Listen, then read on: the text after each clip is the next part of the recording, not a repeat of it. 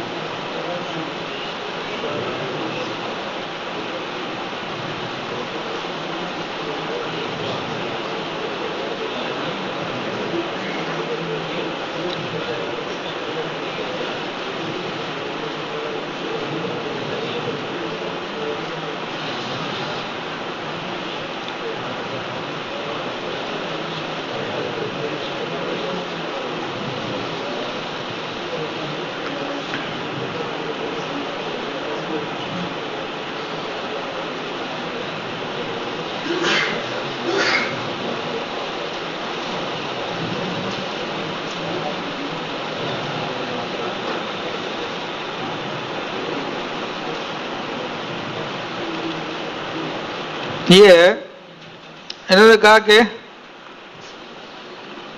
کالا صاحب الکتاب بریقۃ محمودیۃ، یہ بریقہ البریقہ ہے کتاب، اور یہ اس کی الحدیقۃ الندیہ کی شرح ہے.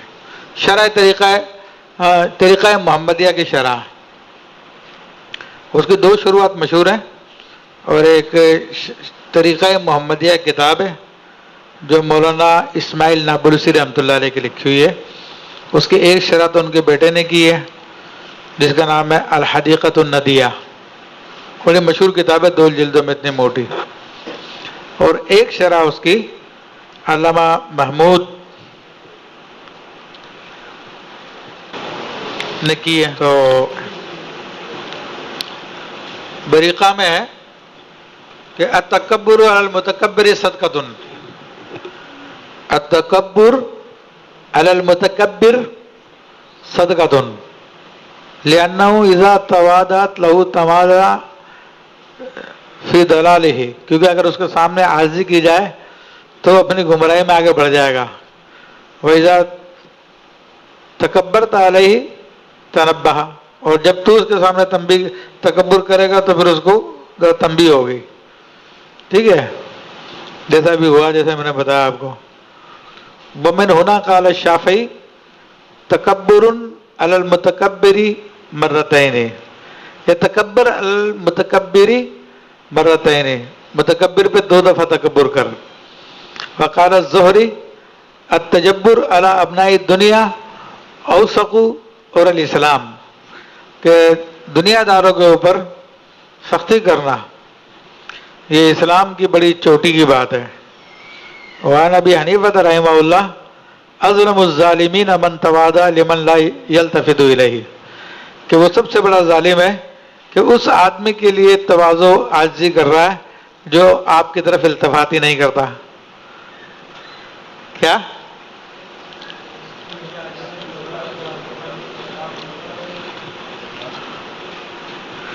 وقیل قد یکون التکبر لتنبیہ المتکبر، کہ کبھی تکبر ہوتا ہے متکبر کی تنبیہ کے لیے، لا لرفعۃ النفس فیکون محمودا، نہ کہ اپنے نفس کی بڑائی کے لیے، تو چنانچہ ایسی صورت میں تکبر کرنا محمود ہوگا، کالتکبر علی الجہلاء والاغنیاء،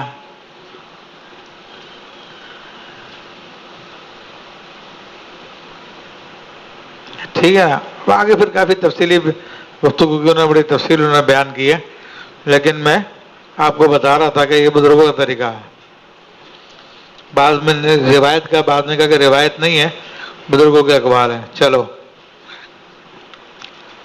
پھر کہتے ہیں کہ انا من کی تعلقن اور وہ بریون، مرد کہتا ہے عورت سے کہ میں تجھ سے تعلق ہوں یا میں تجھ سے بری ہوں، لیس بشیء لو نوا بہت طلاق،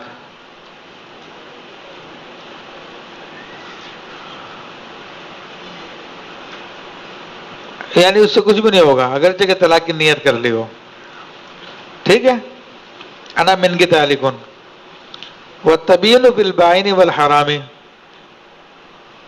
لیکن اگر وہ کہے کہ انا من کل بائن و انا من کل حرام، ٹھیک ہے، ایسی صورت میں کہا کہ انا من کی بائن و انا علیہ کی حرام، تو اس میں جو ہے بائنہ ہو جائے گی طلاق. ان نوا، اگر اس نے نیت کی ہے، لأن الإبانة لإزالة الوصلة والتحریم لإزالة الحل وهما مشترکان فتصح الإضافة إلیہ، کیونکہ فرما رہے ہیں کہ کیونکہ ابانت یعنی بائن کا جو مصدر ہے، اور اسی طرح ابانت ہوتی ہے ملاپ کو زائل کرنے کے لیے، اور تحریم ہوتی ہے حلت کو زائل کرنے کے لیے. تو چنانچہ مرد اس سے موصوف ہو سکتا ہے، یہ مرد کی صفت بن سکتی ہے کہ مرد اپنی بیوی پر بائن ہو سکتا ہے، اپنی بیوی پہ حرام ہو سکتا ہے. وہما مشترکان ہے، یہ مرد عورت دونوں میں مشترک ہے یہ صفت، تو چنانچہ اس کی اضافت کرنا درست ہو جائے گا. جبکہ اس سے پہلے جو لفظ آیا تھا انا من کی تعلقن، تو کہا اس میں طلاق نہیں ہوگی کیونکہ مرد طلاق سے موصوف نہیں ہوتا، طلاق سے موصوف عورت ہوتی ہے، تو کہا اس میں کچھ نہیں ہوگا. حتی لو لم یقل من کی اولی کی لم یقع، یہاں تک کہ اگر مرد صرف اتنا کہ انا حرام یا انا بائن اور لفظ علیہ کی نہ بولے تو اس سے کچھ بھی نہیں ہوگا. ٹھیک ہے، بخلاف انتی بائن و حرام، برخلاف اس کے بولے انتی بائن یا انتی حرام، تو پھر طلاق بائن پڑ جائے گی کہ عورت کی صفت بن رہی ہے وہ. حیث یقع اذا نوا، کہ اس سے بھی حرمت واقع ہو جائے گی، طلاق بائن واقع ہو جائے گی جبکہ وہ نیت کرے. وَإِن لَمْ يَقُلْ مِنِّي، اگرچہ کہ وہ عورت سے منی کا لفظ نہ بولے، یعنی انت بائن منی انت حرام علیہ یہ نہ بھی بولے، تب بھی عورت پہ اگر اس نے طلاق کی نیت کی ہے تو ہو جائے گی. نام لو جعل امرها بیدیہا شرط قولیہ بائن منی ویقع ببراۃک عن الزوجیۃ بلا نیت. ہاں اگر اس نے کہا تیرا معاملہ تیرے ہاتھ میں ہے، ٹھیک ہے، اور اس کو شرط بنایا بائن منی کے لیے، اور شرط قولیہ بائن منی.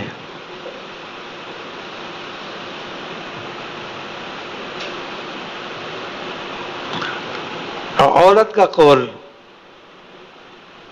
کیونکہ ہاں کی ضمیر تو عورت کی طرف لوٹ رہی ہے، کہ عورت کہے بائن منی انت بائن منی، اس کے لیے یہ بطور شرط کے کہے کہ ہاں تیرا معاملہ تیرے ہاتھ میں ہے. تو ابھی یہ دیکھ لو یہاں پہ اور بھی شاید انہوں نے کوئی چیز بیان کی ہو.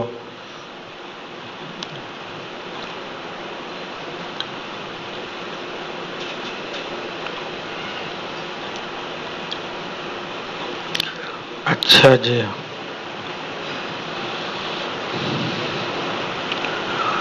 نہیں اس کے بارے میں کلام نہیں کیا. تو اب اس کی عبارت کی تقدیر کیا ہوگی؟ عبارت کی تقدیر یہ ہوگی کہ عورت کہتی ہے انت بائن منی، تو اس کے شرط میں وہ کہتا ہے کہ نام ہاں جعل امرا بیدیہ، کہ میں نے تیرا معاملہ تیرے ہاتھ میں کیا. تو ایسی صورت میں پھر وہ طلاق ہو جائے گی جبکہ عورت کے ہاتھ میں معاملہ دے دے.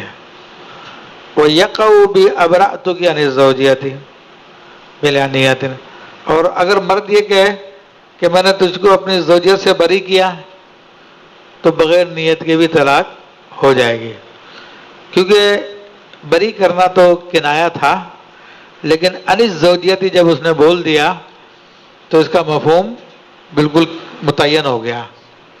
ٹھیک ہے. انت تعلق سنتین ما ات کے مولا کی ایا کی فآتک سیدھا تلکت سنتین. اب یہ مسئلہ اس بات کی بنیاد پر ہے کہ باندی کو 2 طلاقیں دی جاتی ہے اور آزاد عورت کو 3 طلاقیں دی جاتی ہے. تو اگر کسی نے اپنی بیوی کو جو باندھی تھی اس سے کہا کہ تیرے کو 2 طلاقیں تیرے آقا کے آزاد کرنے کے ساتھ، جب آزاد ہو جائے گی تو 3 طلاقیں ہونی چاہیے اس کو. تو اب ان 2 طلاقیں ہی عورت کے لیے اس کے لیے کافی رہے گی یا وہ 3 میں کنورٹ ہو جائے گی؟ تو اس مسئلے کو بیان کر رہے ہیں کہ اس کے آقا نے اس کو آزاد کیا تو عورت کو 2 طلاقیں پڑ جائیں گی، لیکن چونکہ وہ آزادی کے ساتھ ہوئی ہے تو اس لیے عورت اب 3 کا مہر ہو چکی تھی. عورت اب 3 کا مہر ہو چکی تھی. وَلَهُ الرَّجْعَةُ، تو اب مرد کو رجعت کا حق حاصل رہے گا لِوَجُودِ التَّطْلِيقِ بَعْدَ الْإِطْلَاقِ، کیونکہ اب طلاق کے بعد آزاد کرنے کے بعد بھی اس کو 1 طلاق دے سکتا ہے، کیونکہ اب وہ طلاقیں 3 میں کنورٹ ہو گئی ہے. لِأَنَّهُ شَرْطٌ، کیونکہ آزاد کرنا شرط تھا، تو شرط جیسے آزاد ہوئی ویسے طلاق واقع ہوئی. تو اس کو طلاق آزادی کے زمانے میں واقع ہوئی ہے تو جب اس کی طلاقیں 3 ہو چکی تھی. اسی بات کو بیان کیا. وَنَقَلَ ابن الکمالی أَنَّ كَلِمَةَ مَعَ إِذَا أُقْحِمَ بَيْنَ الجِّنسَيْنِ مختلفین یحل محل الشرط، کہ جب کلمہ مع استعمال کیا جائے 2 مختلف جنسوں کے بیچ میں تو وہ پھر شرط کا کام دیتا ہے، شرط کی حیثیت رکھتا ہے. اس بات کو انہوں نے وضاحت کر دی. وَلَوْ علق بالبناء للمجهول اتقوها، ٹھیک ہے، اللہ کا نہیں ہے، علق کا آگے اعراب بتا رہے ہیں. بالبناء للمجهول یعنی اگر معلق کر دی گئی ہو کیا چیز؟ اتقوها، عورت کی آزادی، وطلاقها، اور اس کی طلاق، بمجیل غد، کل کے آنے کے ساتھ. یعنی اس سے کہا گیا کل آئے تو تجھ کو طلاق اور تو آزاد، یا تو آزاد اور تجھ کو طلاق. فجال غدو، تو کل بھی آ گئی کہ لا رجعت لہ، کہ اب رجوع نہیں کر سکتا. لتعلقہما بشرط واحد، کیونکہ یہ دونوں کے دونوں آزادی اور طلاق ایک شرط میں معلق ہے، وہ کل ہے، کل کا آنا ہے. ٹھیک ہے نا؟ تو ایک ساتھ واقع ہوں گی. جبکہ پیچھے والے مسئلے میں کیا تھا؟ آزادی شرط بن رہی تھی. آزادی تو جو شرط ہوتی ہے وہ پہلے واقع ہوتی ہے اور مشروط یا جواب شرط بعد میں ہوتا. تو پہلے وہ آزاد ہوئی تھی، پھر طلاق واقع ہوئی تھی، تو 2 سے وہ 3 کنورٹ ہو گئی تھی. لیکن یہاں پہ دونوں ایک ساتھ واقع ہو رہی ہیں تو پھر یہ 2 کی 2 پوری ہو جائیں گی، اب تیسری نہیں بنے گی. وَعِدَّتُهَا فِي الْمَسْأَلَتَيْنِ 3 حَيْضٍ احتیاطًا. البتہ دونوں مسئلوں میں عدت 3 حیض رہے گی. دونوں مسئلوں میں عدت 3 حیض رہے گی. یہ احتیاطاً ہے، یہ احتیاطاً ہے. یعنی دوسرے والے مسئلے میں 3 حیض عدت کرنا احتیاط ہے. پہلے والے مسئلے میں تو 3 حیض اس لیے کریں گے کہ وہ 3 طلاقیں ہی ہو چکی تھی. ٹھیک ہے نا. اس والے مسئلے میں طلاقیں تو 2 واقع ہو رہی ہے، تو باندھی کی عدت جو ہے 2 حیض ہوتی ہے، 2 ہونی چاہیے تھی، مگر احتیاطاً کہہ رہے ہیں کہ 3 حیض ہو گئے. وَلَوْ كَانَ الزَّوْجُ مَرِيضًا. اگر شوہر مریض ہو، لا ترث منہ لوقوعہ وہی امۃ فلا ترث. اگر شوہر مریض ہو تو اس کی بیوی کو وراثت نہیں ملے گی، کیونکہ وہ باندھی تھی. اس کی بیوی باندھی تھی. لوقوعہ ہی وہی امۃ، کیونکہ اس کو طلاق جو واقع ہوئی تھی وہ غلامی کے زمانے میں واقع ہوئی تھی. فلا ترث، تو چنانچہ وہ وارث نہیں بنے گی، کیونکہ یہ موانع ارث میں سے ہے. غلامی اور آزادی، یہ غلامی موانع ارث میں سے ہے.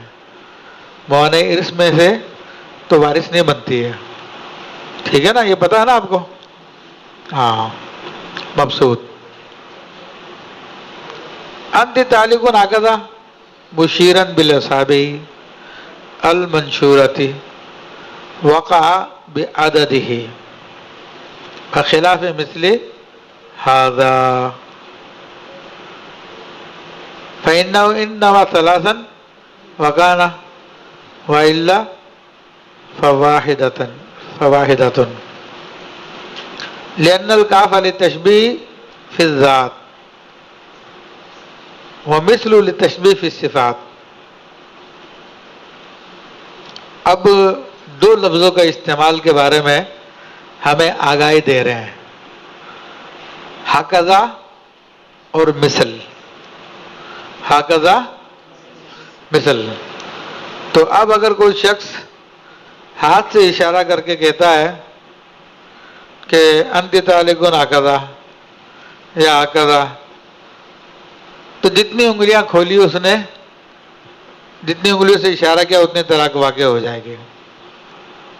لیکن اس کے برعکس اگر وہ کہے کہ انتی طالق مثل ھذا، تو اب اس کے اندر انگلیوں کا اعتبار نہیں ہے. مثل ھذا میں فإنه إن نوى 3 وقانا. لیکن ہاں اگر وہ نیت 3 کی کرے گا اس جملے میں بھی تو 3 واقع ہو سکتی ہے. اگر اس کی نیت کچھ بھی نہیں ہے تو پھر انگلیوں کا اعتبار نہیں ہے. مثل ھذا میں صرف 1 طلاق واقع ہو گئی. اب دونوں میں فرق بتا رہے ہیں کہ ہکذا میں ہا جو ہے نا یہ ذرا کا ذرا تنبیہ کے لیے اور را اشارے کے لیے، اور کاف جو ہے وہ تشبیہ کے لیے. کاف جو ہے تو کہہ رہے ہیں کہ لیکن کاف تشبیہ کے لیے پھر ذات کو جب تشبیہ دینی ہوتی ہے تو اس کے لیے کاف استعمال ہوتا ہے. وہ مثل اور مثل جو ہے للتشبیہ فی الصفات، وہ صفات کی تشبیہ کے لیے ہوتا ہے. ٹھیک ہے. ولذا قال ابو حنیفہ، یہی وجہ ہے کہ امام اعظم ابو حنیفہ رحمۃ اللہ علیہ نے فرمایا ایمانی کا ایمان جبرائیل، میرا ایمان جبریل کے ایمان کی طرح ہے. لا مثل ایمان جبریل، میرا ایمان جبریل کے ایمان کے مثل نہیں ہے. یعنی ایمان ہونے میں جس طرح جبریل کا ایمان ہے اس طرح میرا بھی ایمان ہے، لیکن جبریل کا جیسا ایمان ہے ویسا ایمان میرا نہیں ہے، یہ مراد نہیں ہے آپ کی. کیا؟ تو جبریل کا ایمان کیسا ہے وہ ہمیں اس کا اندازہ نہیں ہے، لیکن اتنا ضرور ہے کہ ان کو امام اعظم سے قربت حاصل، زیادہ قربت حاصل ہے، کیونکہ یہ ہمارے اہل سنت کا عقیدہ ہے کہ انبیاء بنی آدم وہ رسل الملائکہ سے افضل ہے.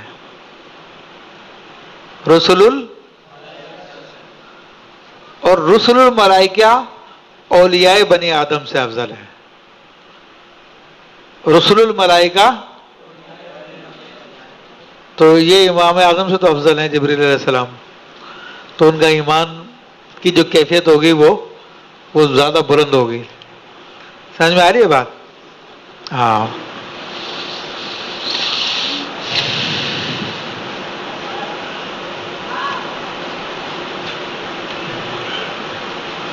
اور اس طرح سے پھر آگے ترتیب ہے کہ اولیاء بنی آدم عام فرشتوں سے افضل ہے، اور عام فرشتے جو ہے عام بنی نوع بشر سے افضل ہے. یہ ترتیب ہے، یہ جو اہل سنت کے نزدیک معروف ہے. ٹھیک ہے. تو امام اعظم نے کہا، تو پیچھے اب یہ بات تو آ گئی. اب یہ جو پیچھے بات آئی تھی کہ انگلیوں سے اشارہ کرتے ہوئے، تو کاف جو ہے وہ ذات کے لیے ہوتا ہے.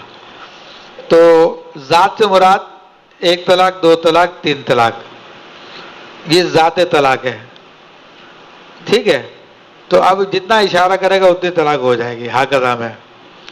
لیکن مثلو کے اندر کیفیت ہے اس کا سخت ہونا، ہلکا ہونا، بھاری ہونا، تیز ہونا، سخت ہونا، تو اب اس کے اندر ہے.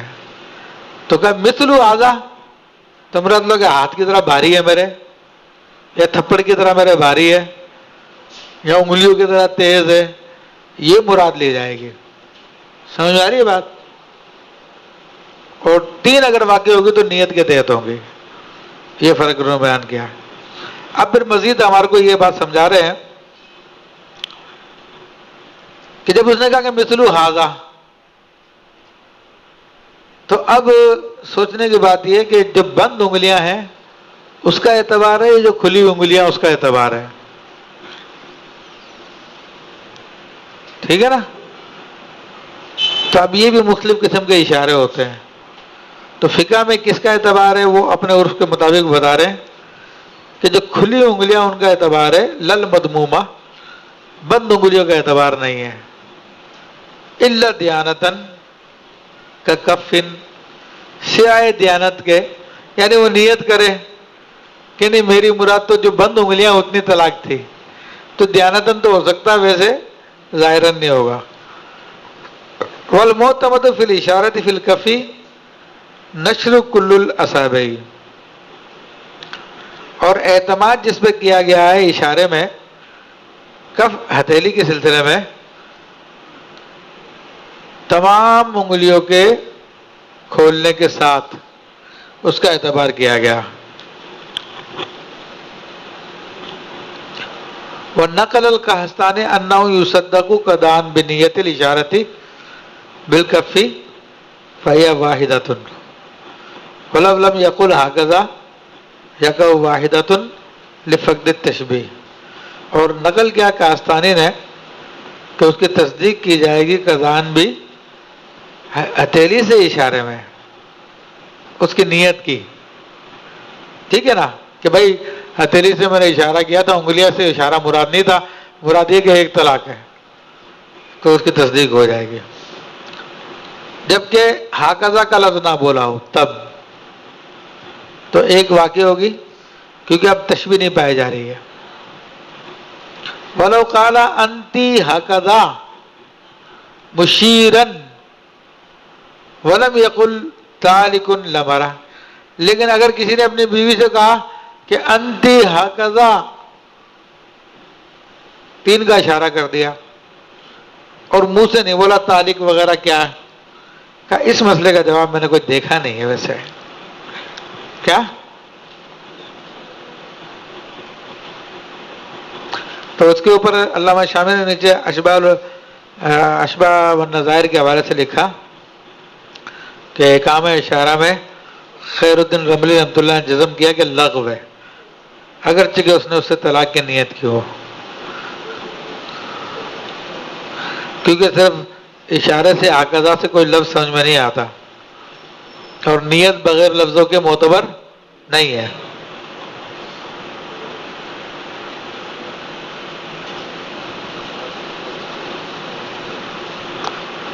اچھا جی. ولو اشارہ بھی ظہوریہ فالمذمومۃ، ابھی تو یوں اشارہ تھا، لیکن اگر کوئی یوں اشارہ کرے یا یوں کرے تو کہا جو جتنی انگلیاں بند ہے اتنی طلاق سمجھی جائے گی. انت طالقن ہکذا، الٹا اشارہ کرے تو اب جتنی انگلیاں بند ہے اتنی طلاق سمجھی جائے گی. للعرف، عرف کی وجہ سے. اب ہمیں اپنا عرف دیکھنا پڑے گا، ہمارے یہاں پہ کیا عرف ہے، ٹھیک ہے نا. اب اپنوں کو تو پتہ ہی نہیں ہے کیا عرف ہے، تو اب جو اشاروں سے بات چیت کرتے ہیں ان سے جا کے پوچھیں گے کہ بھائی عرف کیا ہے تمہارا. لیکن اس کے اندر بھی مسئلہ آتا ہے کہ وہ گونگوں کی خاص ایک قوم ہے جن کا عرف ہوگا، لیکن ہم لوگوں کا تو کوئی عرف نہیں ہے نا، تو اس میں پھر ہماری نیت دیکھی جائے گی کہ بھائی تیری بند انگلیاں مراد تھی، کھلی انگلیاں مراد تھی، تو پھر جو نیت ہوگی وہی مراد ہوگی. وَلَوْ كَانَ رُؤُوسُهَا نَحْوَ الْمُخَاطَبِ فَإِنْ نَشْرًا عَنْ دَمٍّ فَالْعِبْرَةُ لِلنَّشْرِ وَإِنْ دَمَّ عَنْ نَشْرٍ فَالدَّمُّ ابن الکمال. اب یہاں پہ ایک دوسری بات انہوں نے بیان کی. اب یہ جو انہوں نے کہا کہ اگر ان کی انگلیوں کا سر مخاطب کی طرف ہو تو انگلیاں کھولی ہوئی ہیں تو بند انگلیاں مراد لی جائے گی.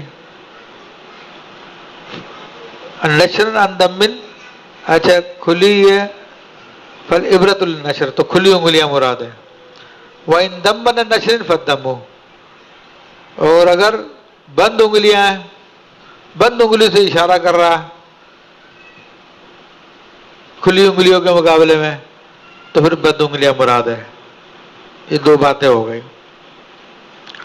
وَيَقَعُ بِقَوْلِهِ أَنْتِ طَالِقٌ بَائِنٌ، البتہ تھا. بس یہاں تک رکھو میرے خیال. وہ دیکھ لو، دوسری کتاب دیکھ لو.